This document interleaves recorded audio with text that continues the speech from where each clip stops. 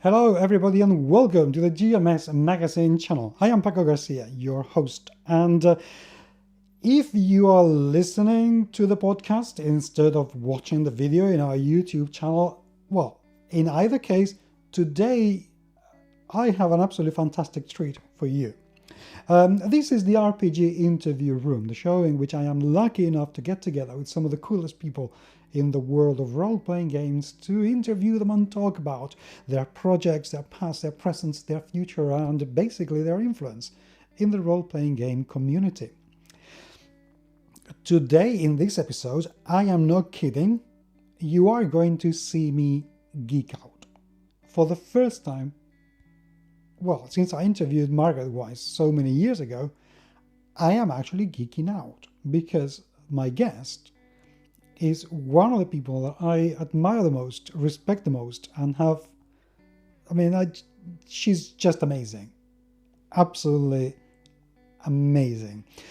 And she happens to run or co-run one of my most favoritist companies ever. I'm talking about Nicole Lindroos from Green Ronin publishing. And I'm not kidding, somebody that I've spent weeks and weeks and weeks bringing myself to say, would you like to come to the podcast on the YouTube channel? Because I just thought, why would you want to talk to me?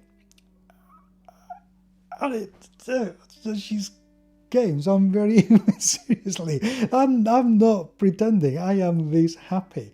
And this is 48 hours after I recorded the interview. So anyway, with a company that does things the way they want to do things, as in the way they consider things to be the right thing to do. They're inclusive, they're diverse, they take risks, they do change things, and they set the pavement for many other companies and projects to walk in similar ways. They're very much pioneers. So I was gagging to ask her so many questions, both in and off camera, that, here it is. Anyway, I'm going to stop bubbling because this is going to be an absolutely fantastic interview, I promise you. If you haven't subscribed to our channel yet, please do so and help us leaving a comment. Let us know what you think, because I mean me and my husband Martin, because truly it means an awful lot. And if you're listening to the podcast, please do leave us a review in iTunes, because that helps us a ton. So anyway, I shall say no more. Ladies, gentlemen, here it is, Nicole Lindroos. Nicole, welcome to the show. I'm not joking, you have no idea how long I have been thinking about having you and asking you to be in the show, and how long I've been, why would you want to talk to me? I mean, she's one of the most powerful women in the industry. Why would you want to talk to me? Because I have admired you from a distance for so long. I'm not kidding. Oh my goodness. I am just a person. And you're a wonderful person. So no, you are. Sorry, I'm geeking out. I can't believe it. I'm talking to Nicole Lindroos. Come on, I'm geeking out. Anyway, right. So anyway, but I haven't, other than Facebook, we haven't really interacted. So I haven't interviewed you before. So I need to be very professional and put you through the same grueling experience that I put everybody, and make sure that you can answer questions. So very good. I'm going to ask you 5 questions right away. Baptism of fire. So question number 1, tea or coffee? Coffee. Okay, fine. I love that answer. Question number 2, the beach or the mountain? I like that. See, I went for the corporate mark. Oh, look at you. Yes. So, beach or mountain? Oh, mountain. Okay, that's fine as well. Cars or motorbikes? Cars. Okay, that's safe. Mustangs. Like it. Ooh, classic. Mustangs. That's good. Okay, this is slightly hard. Fantasy or science fiction? Fantasy. Okay, good. Can I elaborate? I just started reading I just started reading Hugo Award winners in an effort to be better read in science fiction, because I'm really not. I've picked up a little bit here and there. I mean, Star Wars generation, of course, but especially like intellectual hard sci-fi. I'm just not well versed, so that's my personal quarantine project, actually. Well, that sounds like a very interesting project and a very worthy one indeed. Okay, last question. This is the hardest by. Oh no. Okay, this is very hard indeed. Yeah. Zombies or vampires? Vampires. All the cool people say vampires. Well, I do have a history with them. Okay.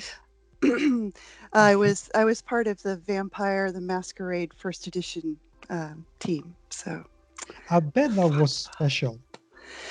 it was. I was very young. We were all very young. I turned 21 Wow. the last year that I was working there. I had already been working with those people for 3 or 4 years. Yeah, it was crazy. Wow. So That's the game that revolutionized role-playing games like no game has done since, I don't think. Because we have Gary Gygax and Dave Arneson with D&D. Then Call of Cthulhu came to show that something else could be done, and Traveller. And then Vampire the Masquerade. I don't think ever since there's been a more influential game. I had no idea it would still be around. 30 years. I've had a 30-year long career, and it's still around. It's amazing to me. Yeah, I mean that is really, really incredible. I think in some ways it even saved role-playing games from Magic the Gathering, because the people who played Vampire the Masquerade, they are one of the most passionate and devoted crowd in role-playing games. It changed the gender balance in gaming as well. I absolutely saw women entering. All of these gorgeous, powerful goth women started showing up at conventions, and it was like I could actually trace it to their interest in vampire and nothing else. Yeah, it was neat. It was neat. Absolutely. But you are now,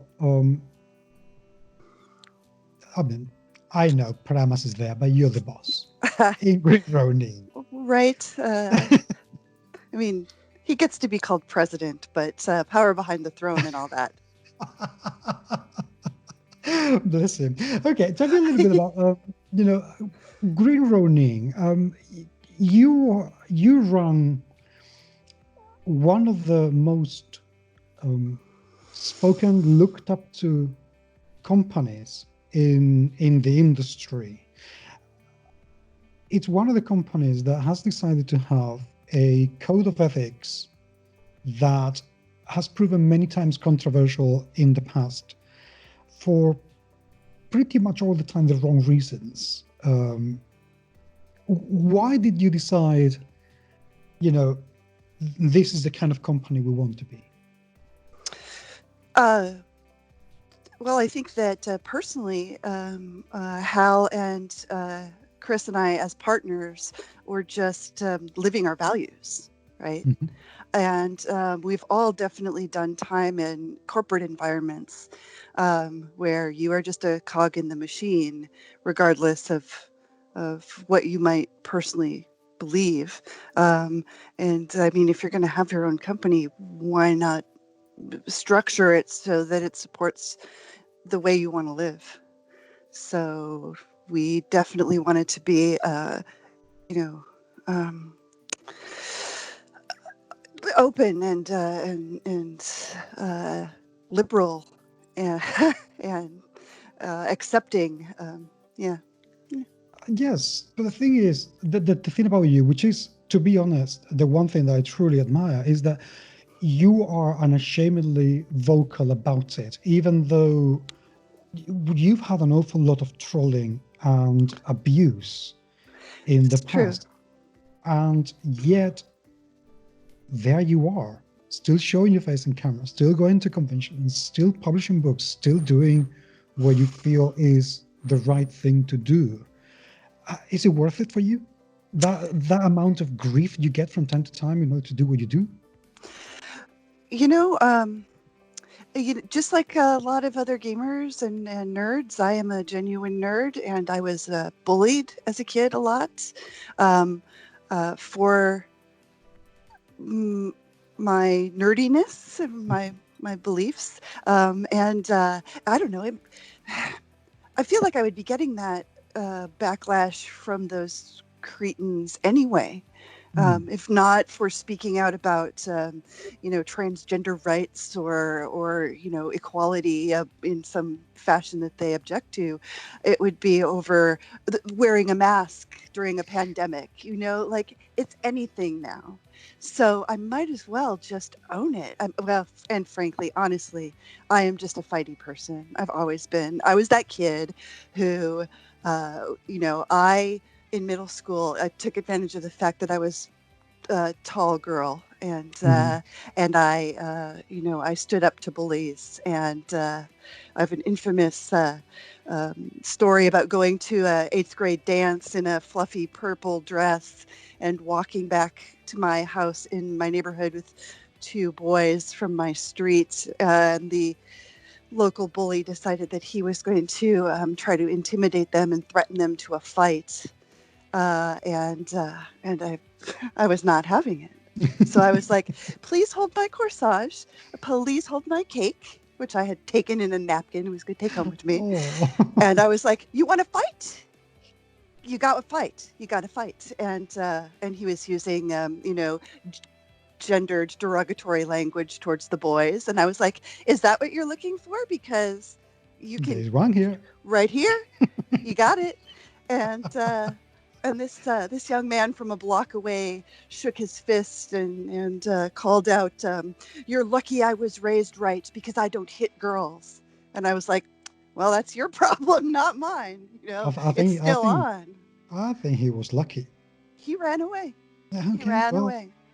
He was lucky. So, honestly, like I am deeply morally offended by abuse of power and bigotry, and so I think I can't help myself. It's probably not. It's not as strategic as you're making it sound. If I were clever, I might not. No, but at some point, you have done in the company some things that some people have thought it was strategic, to put it that way. I mean, you decided to have an anthology written by women, and you make calls for just women, which weaklings take that really badly. They really did. Yes, they did. I've never watched them, but I heard through the grapevine from people who do watch that there were YouTube videos made ranting against me with all sorts of crazy suppositions that they'd pieced together from random things I had said here and there and built a story around it. Completely fabricated motivations and weird. I know it is bizarre because why do you think people care so much? I mean, if I see a company doing something that I don't agree, as long as it's not something bad, I just think, so what? If I'm interested, I'm going to buy the book, and if I'm not interested, then so be it. It's like having a company doing a game on a franchise that I'm not interested in. Right. Why do you think people care so much? I don't.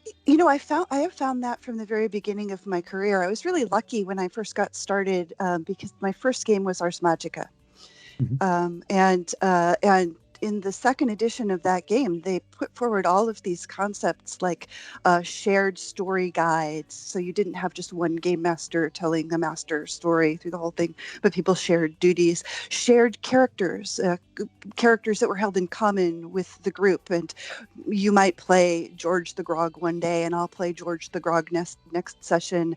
And we all then identify with those stories, with all the stories that George the Grog goes through. And we remember the time that we played George the Grog, and George's mythology is rich and deep and grows, even though he's not my specific character and I didn't drive every bit of his motivation.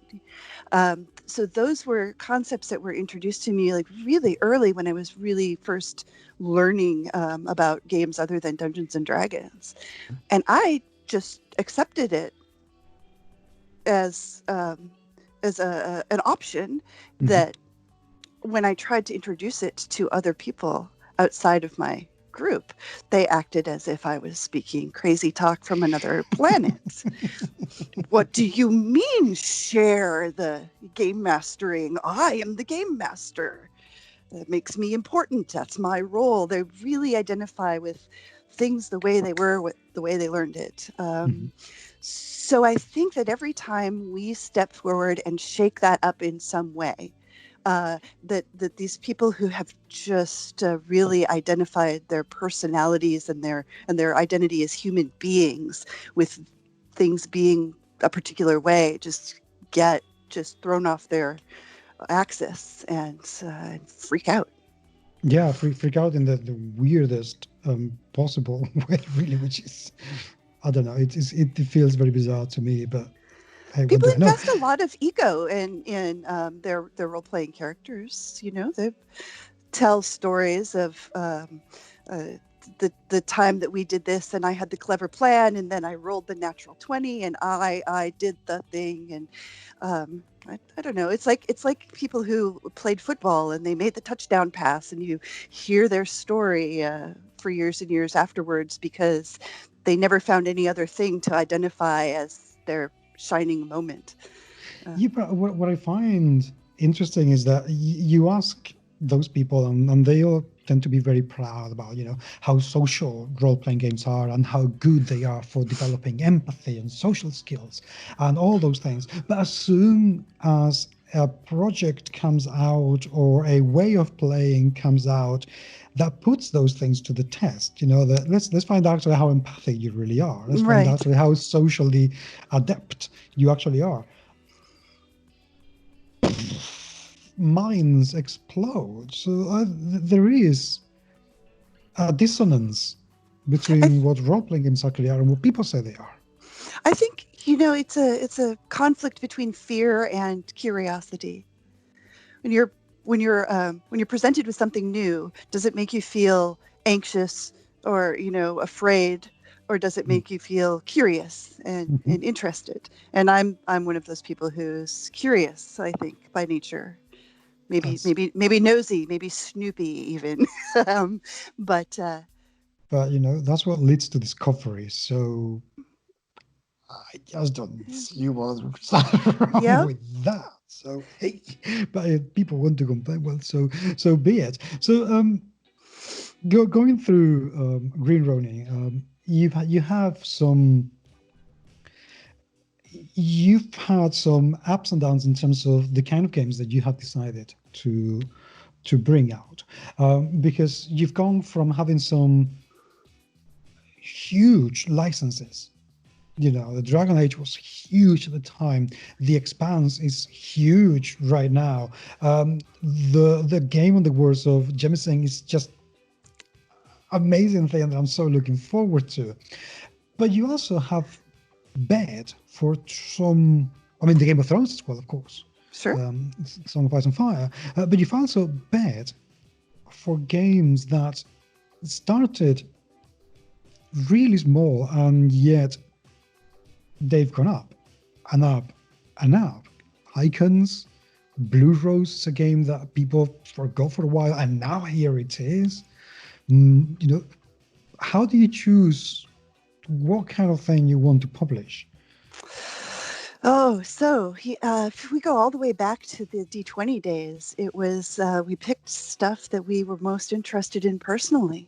So we had a whole range of releases called Mythic Vistas that were different historical time periods, and we did one that was like biblical monsters, and one that was like ancient Rome or something, because people that wanted to work on it were excited about it. And again, I think it wasn't necessarily very strategic.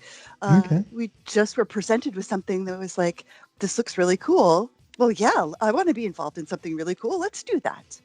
I wonder, do you think, and this is a very loaded question, admittedly, but do you think if instead of going through these controversies, instead of going for the projects of let's just have women, you have just gone for whatever and just had a bunch of white straight cis dudes writing for you all the time and have zero controversies anytime at all. Do you think your company would be as big as it is now? Would it be bigger? Would you have better games? Would you have the same games? How do you think it would have panned out? I think it's definitely, once again, living our values, that has definitely made us a stronger company and a genuine, right? A genuine company. So when people come, they know what they're getting from us. I think there was no chance that we were going to walk a line where there would never be controversy. Okay. Right now we're doing this Book of Fiends, yes. right? So we're doing a Book of Fiends. It was a 3rd edition book. We're bringing it up to 5th edition compatibility and expanding it. But we also have to take into account that when it came out in 2003 or whenever we actually did it, that times were different. So what people are looking for in a book about evil monsters to fight is different than it was then. And we have to be more careful about how we're presenting potentially harmful ideas. So those weren't things that we considered 20 years ago when we started the company. I mean, not to the extent that we do now. Certainly, we've been educated and we've learned things about how portrayals of certain stereotypes are harmful and so on. So we try to be conscious and address those things, and I think that it makes us a stronger company when people know that we approach our gaming in good faith in that way, and that if we mess it up, that we'll try to make it right. Yes, no, and you do have a history of actually making things right when something has gone awry. So it's not as if, you haven't raised your hands on some points in the past and say, "Oh, yeah, this red and blue rose here, we need to change. So let's make this thing better." But yet, you do take risks because, you take risks measuredly. Because yes, going for the Book of Fiends, that's a risky thing. Going through anything so evil, so thing, that could be edgelordy, for lack of a better word. Yeah. Why? Well, why do it? I really like beating up evil, and there are only so many Nazi faces we can pretend to punch. Sometimes I want to punch other evil. Okay. I'm kind of disappointed. Oh. I'm kind of disappointed. I was hoping that you were going to tell me, because I wanted to work with Rob Schwalb again because he's amazing. Oh, well, that's always. I was so heartbroken when I wasn't really. I was very happy for him when he was offered his Wizards work, and they had him on exclusive, which meant he couldn't work with us anymore for a period of time. Just before the lockdowns happened here, I was attending a public library show in Nashville, which is only a short drive away from where Rob lives. Okay. So for the first time in a few years, I was able to take an extra day. I stayed on for the weekend and drove out and had an evening where Rob and I just hung out and talked about games and game design and books that we enjoyed, and a little bit of politics, a little bit of certain personalities in the game industry and that kind of gossip. But it was absolutely fabulous to see him. And I'm so glad that's one of the last things we did before the gates on travel crashed down. Yes, oh God, yes. But okay, let's talk about this project, because I am interested on the project at several levels. Firstly, okay, you're telling me that going back to the Book of Fiends because you like to punch evil that doesn't look just like Nazis, but there must be a business decision behind that. Why go for the book? So it is. We had already done a translation, a conversion of our Book of the Righteous and they kind of go in a pair, like Okay. conceptually. We had done this book, this pantheon book with gods and different types of paladins and worshippers and fighters for good and light and righteousness. And having the Book of Fiends was the counterpoint to that. What are all of these amazing new types of paladins and light worshippers fighting against? Well, they're fighting against this. And when we did it in third edition, it was those were two of our most popular, most well-reviewed, most fondly remembered books. So it was a strategic decision to bring that forward to the new edition as some of our most popular material that could see life again. How have you gone about doing the design of the creatures to make sure that, as you were mentioning, that it didn't fall into the traps that a book from 20 years ago might have fallen today? Well, Rob has been working for quite a while with his Demon Lord game, doing like walking that line of bringing something foul and evil and disgusting to life without causing too much terrible offense. And all we had to do is get him started, backed up about 2 steps from Demon Lord, I think. Okay. And then review it inside the company to be like, okay, like not that Rob did this, but a pitfall could be something like the demons of lust, have them be all rapey and we're aware of it. We're aware of it going in, so we're looking for that. Obviously, we only know what we know. We don't know what we don't know. So I guess it's still possible that we could mess it up, but I think we have shown the material around to the right kinds of people to read it with a sensitivity to keep us from falling in too many horrible pit traps. In terms of the development of the book, did you have to follow any kind of a pattern or a development process that's different from any, I'm going to use the word safer book? So I'm not exactly the person to comment on that because I am operations. Oh, okay. And Pramus and Schwab worked together on this, crafting it. You let them alone? Indeed. Okay. My favorite beardy man, yes. That is going to make the project even more interesting because I can only imagine what those two can get up to when they get together. Right. That's going to be amazing. Okay. You have gone for Game On Tabletop this time. Yes. Instead of going for Kickstarter. There is a very obvious question that's coming. Why? Yes. So for a couple of years, we've actually been talking to the lovely folks at Game On Tabletop about launching a project like this with them, specifically because we have some dissatisfactions with like the tools and the way Kickstarter is structured.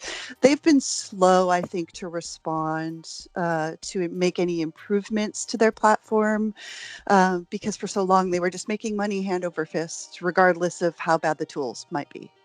Yes. It was terribly difficult just to get them to allow us to refund money to a disgruntled backer or somebody who joined just to be a naysayer. In one of our projects, we had a guy pony up the $200 so that he could troll us with his made-up, horrible, offensive character insertion.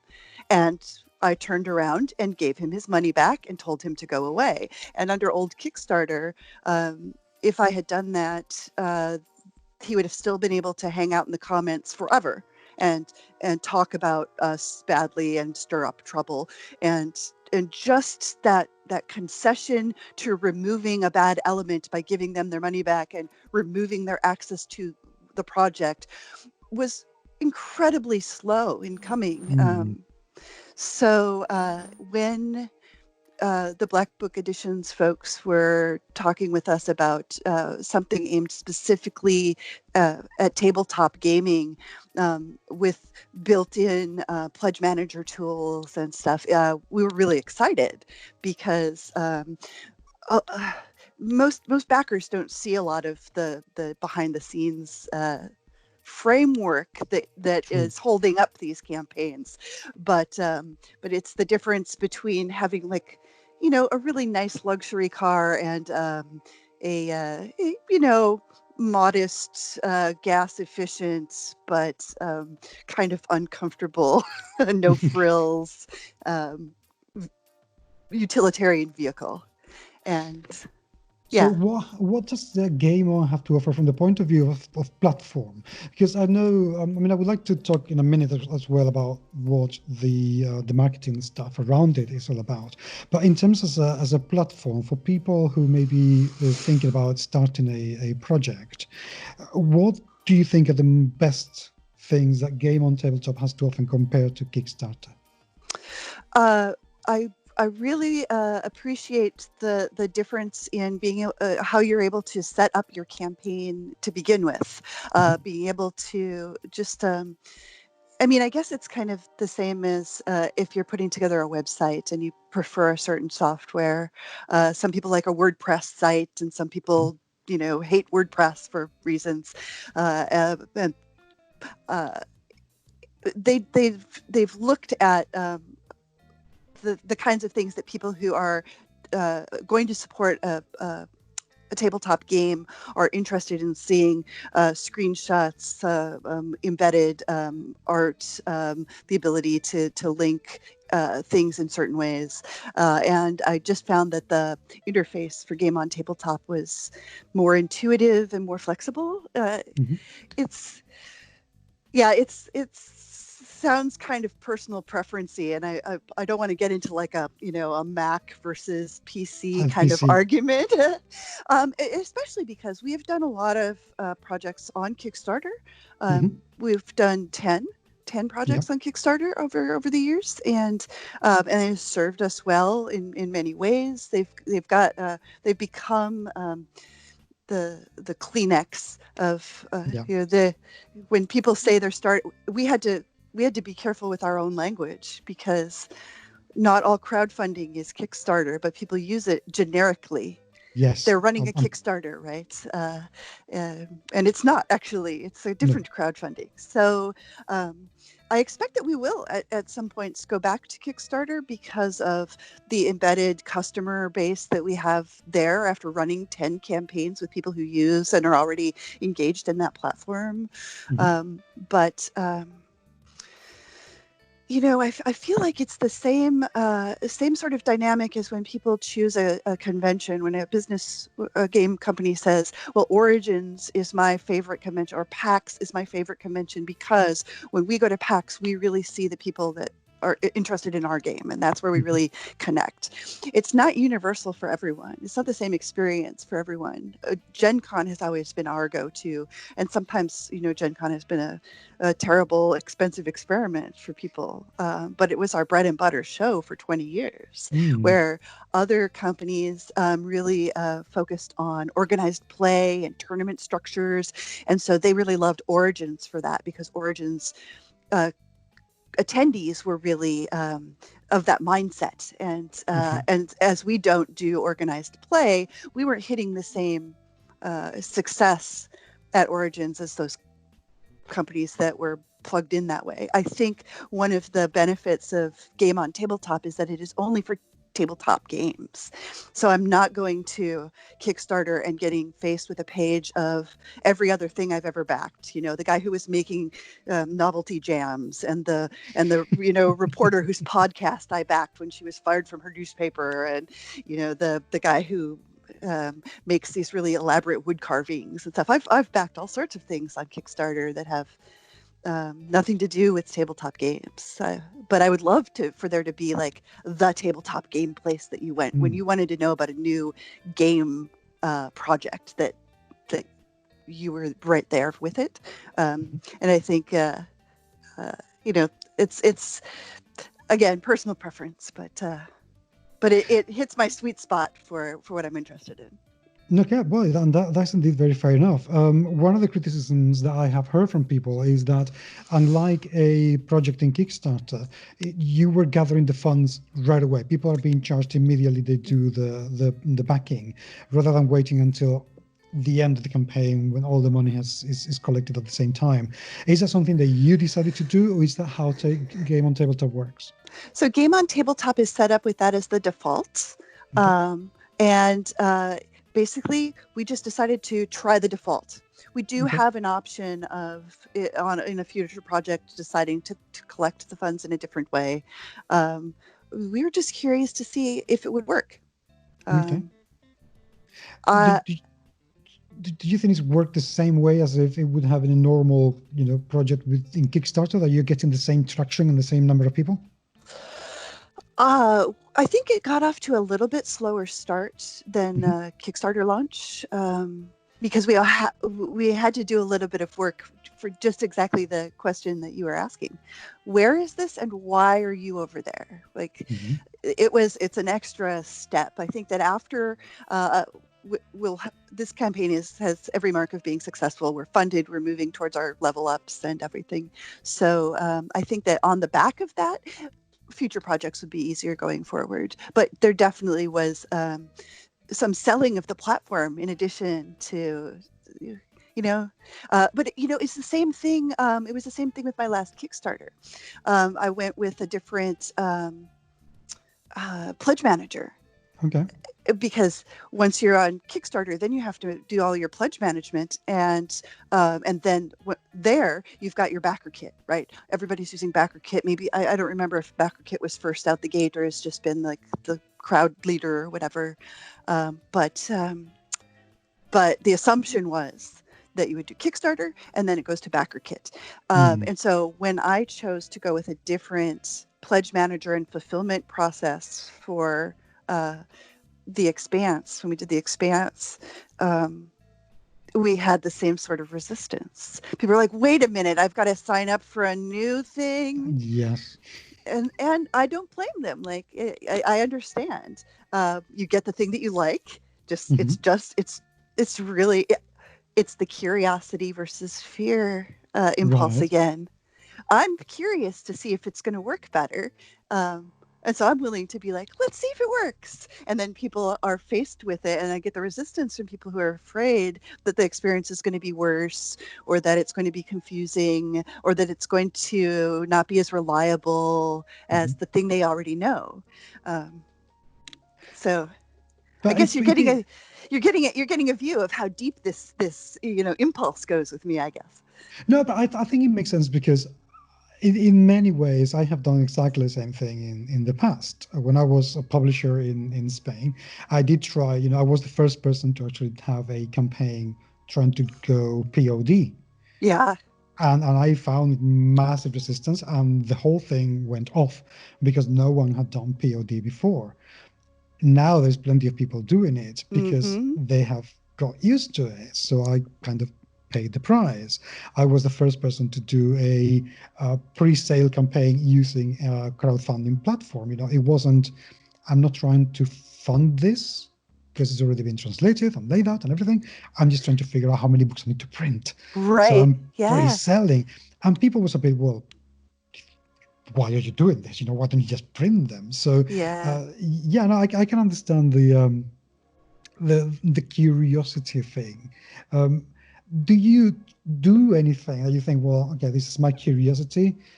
Let's see how I actually inspire people to feel this curious with me, because this is working okay, but it could have just backfired big time. It could have, yeah.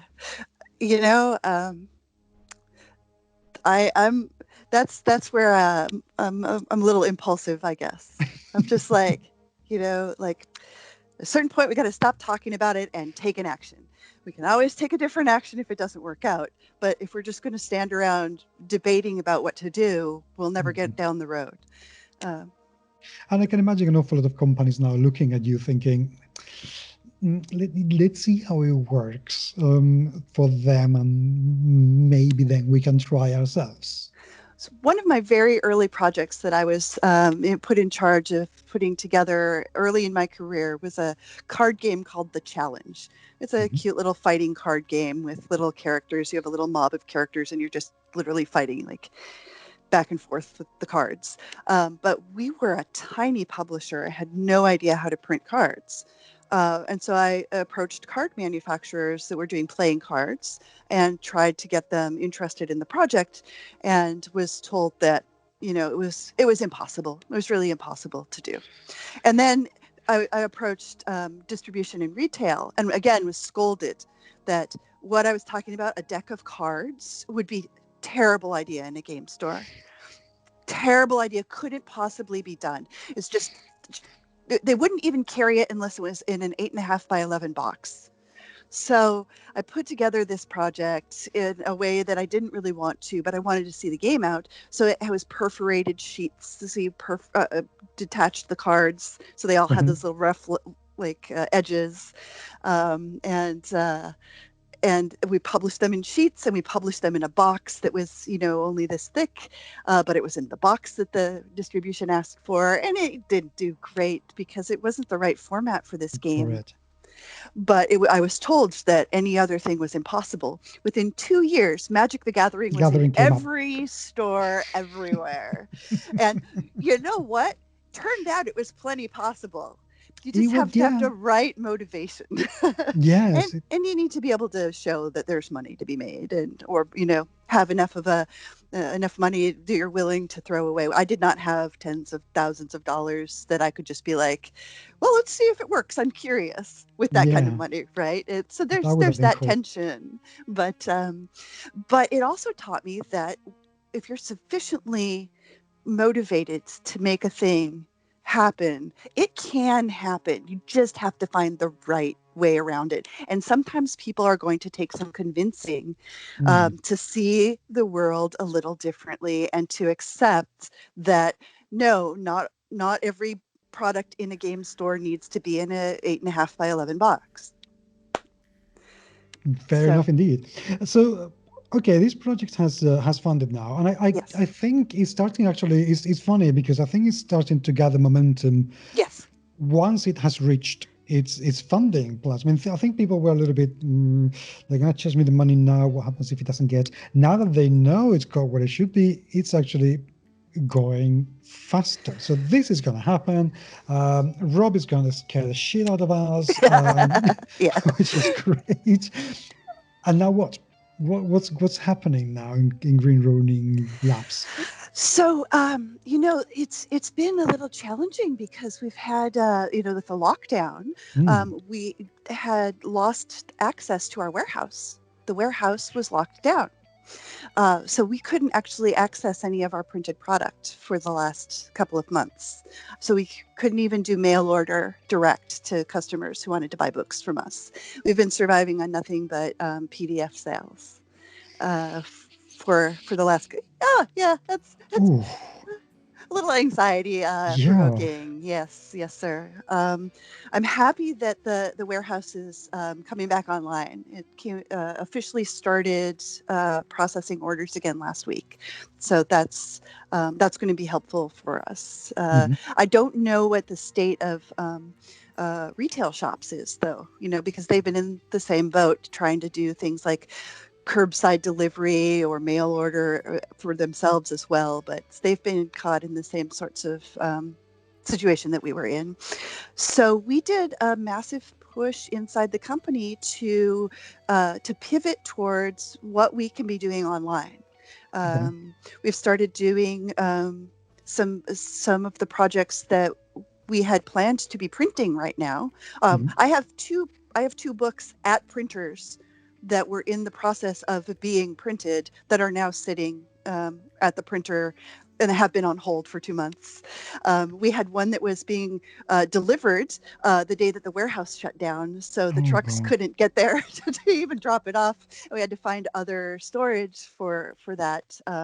Now we have to arrange to get that product to the correct warehouse, secondary So with all of those challenges still kind of out there, and they haven't been worked out yet as far as print products go, we've been doing things like dividing up our print products into discrete pieces that we could offer as PDFs, or doing a PDF release of something that's ready that we don't know when it'll be going to print. We're just going to have a PDF release of it. Malcolm Shepard is our he's a developer at large. Okay. Because he came in and his first project was to do a second edition of our orc game, our Beer and Pretzels orc fighting role-playing game. And then he took on the development of Modern Age, and he's been doing that. But he also pitches in on a lot of other things, so the at-large developing he does. And he was inspired to take the existing Chronicle system, which is what Rob originally developed to be the engine that ran the Game of Thrones game. Now that our license is concluded, we still have that engine, which is really cool, interesting, fun engine. And Malcolm was like, I joke about it. It's like he went into the garage and came out having hand-built a motorcycle out of spare parts. So we're like, hey, where did you get all of that stuff? And he was like, it was in the garage. I just put it together. So he's done some really awesome, interesting work to convert the Chronicle system into a game that we are going to be releasing sometime this summer. Just kind of surprise! Here's a game. Oh, nice. Called Sword Chronicle. Chronicle. So that sounds exciting. See, it's we're letting people who are good at doing things just, take the path that their motivation inspires them to take, and we're taking some chances. Like, I don't know if people are interested in a new game from us, without having to prep them first. It's just like, surprise, here's a new game. But at the same time, I love the idea that my developer was like, no, there's all these Legos that right on my desk that I'm just going to put together here because I can see it. And now we have a game, and it's awesome and cool, and it came out of nowhere, and it doesn't have to be worried about. It's exciting. It's an exciting time. Well, I think it's fantastic that you actually keep that excitement going in the company. There is not what game can we do that's going to follow our our code of ethics, but it's going to be successful as a business. You're taking a massive chance with this. Yeah. I mean, Welcome to GreenRonin. Yeah, that's how we live. Masterless men and all of that. I love the sound of that. Okay, to wrap it up, because I feel that I could be here for many hours. Yes, just talking to you. Yes, this is a delight. We should do it again. Thank you. Oh, we will. I promise you that. And this is possibly going to be a difficult question to answer, but there are an awful lot of companies out there who are just as invested in being as good as they possibly can, but they are actually quite, I don't want to be vocal about this. What would you say to those companies about what the true advantage, or what does it contribute to be vocal about your code of ethics and what you want to achieve within your industry and your games? I have so much sympathy for people who don't want to get into it, who don't want to attract the unpleasant attentions. There are definitely people who have very good reasons to not want that kind of attention. I feel like I'm in a privileged position to be able to do it. I'm not afraid to fire a customer because he's an asshole. I don't need his $40 that badly. But I can see where it's not necessarily the path that everyone has the fortitude for. I think it's very similar to Crystal Fraser is our Mutants and Masterminds line developer, and she is a very vocal, out trans woman. And she attracts a lot of unpleasant attention because of that. Every now and then there'll be a flare up on one of the Chan sites or whatever, and there'll be some targeted harassment. She's had people try to get her fired from her jobs and silly things like that. Of course, when she's working with someone like us, we'll just be like, "Oh, I'm sorry, was that project too gay for you? I think we're going to double down on the gay now." You know, stuff it, Tarnowski. Yes. So uh, but it's definitely a choice, right? It's a choice. I think it's incredibly admirable for her to be willing to be out there taking questions, being educating people she does not need to be spending the time to educate, being forward and inspirational to other people who are not in her position, who are not out for reasons of personal safety or whatever. But I've seen also that it comes with a cost. So I don't take lightly that when people are vocal or not, that's a very personal choice. I find that it is inspiring to me, and I think that the rest of the company feels this way too, to be authentic and genuine, and hopefully provide inspiration and security for people who are looking, who want to be out, or who want to be forward thinking and promoting new ideas and attitudes, but they like, we need to be together on it, right? So Yeah. So just kicked something over. That's right. Okay, right. So to finish, okay, yes, to sum up, yes, I have 3 questions to ask, which are rather hard. But question number 1: what is the best advice that no one has ever given you? Oh yeah, that's I've gotten some really good advice in the past that I've not listened to, but the best advice nobody's ever given me that I maybe wish they would have. I think it would be to nobody's ever told me to trust my gut more. Okay. That's a very good one. So. Okay, that's a very good one. Okay. Second question. What is the best mistake that you would like to make again? I would love to make the mistake of quitting my job, moving to the other side of the country to join a startup I had no business in. Okay. That was my time at Early White Wolf. I had no business being there.